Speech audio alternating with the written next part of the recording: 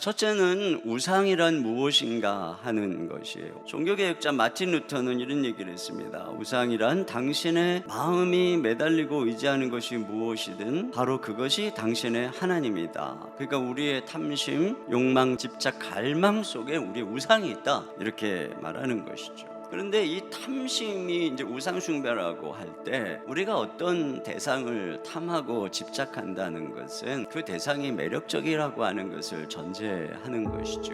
그러면 문제는 뭐냐? 거기에 우리가 두어야 될 감정 이상의 것을 둘 때 이게 문제라고 하는 것이죠. 그러니까 하나님이 허락하신 좋은 것을 궁극적인 것으로 탈바꿈시키는 것, 그러니까 존재 가치 이상의 것을 부여하는 것, 이게 이제 우상 숭배라고 하는 것이죠. 팀 켈러는 이런 얘기를 했어요. 우상이란 무엇이든 나에게 하나님보다 더 중요한 것이다. 하나님보다 더 크게 마음과 생각을 차지하는 것이다. 그것 없이는 살아갈 가치를 못 느끼는 것이 우상이다. 하나님만이 주실 수 있는 것을 다른 데서 얻으려고 하는 것, 이것이 바로 우상 숭배라고 하는 것입니다. 자, 그러면 내가 우상을 숭배하는 증거는 뭘까? 첫째로는 뭐냐면 하루 종일 내가 가장 많이 생각하는 게 무엇인가 하는 겁니다. 그러니까 아침에 눈을 떠서 자나깨나 내 생각을 사로잡는 게 뭔가, 문득 갑자기 내가 조용한 시간이 되면 내 생각을 사로잡고 들어오는 그 생각은 무엇인가, 나로 걱정하게 하는 건 무엇이며 나로 꿈꾸게 하는 건 무엇인가, 이게 바로 이 생각 속에 우상이 있다라고 하는 것입니다.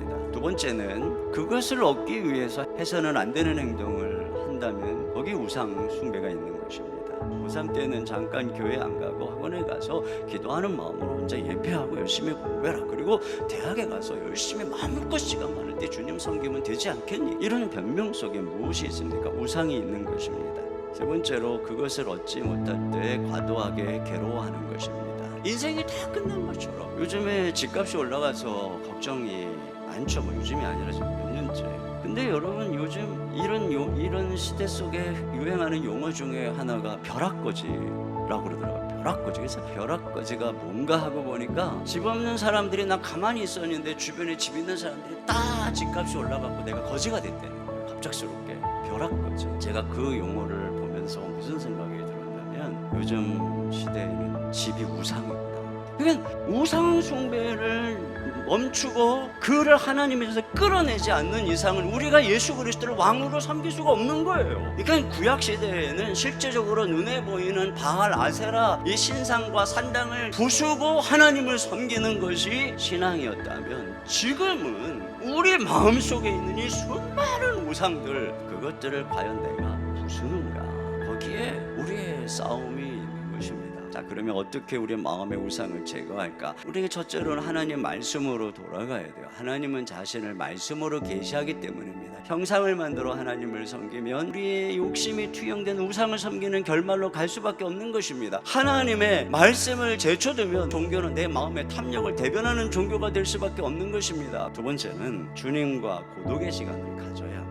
우리가 주님을 사랑하려면 주님과 나만의 시간을 가져야 되는 것이고, 이 주님과 나만의 이 고독한 시간에 이르렀을 때 비로소 하나님은 나에게 너는 내 사랑하는 자녀다, 내가 너를 기뻐한다라고 하는 음성을 듣게 되는 것이에요. 그래서 예수님께서는 그 바쁜 와중에도 새벽 미명에 일어나서 주님께 나가서 기도했던 것이고, 때로는 산에 올라가서 밤이 맞도록 기도했던 것을 알 수가 있어요. 이와 같이 하나님의 사랑의 음성을 들으려면 주님과 나만의 고독의 시간을 회복해야 돼요. 여러분, 우상의 결말은 회망입니다.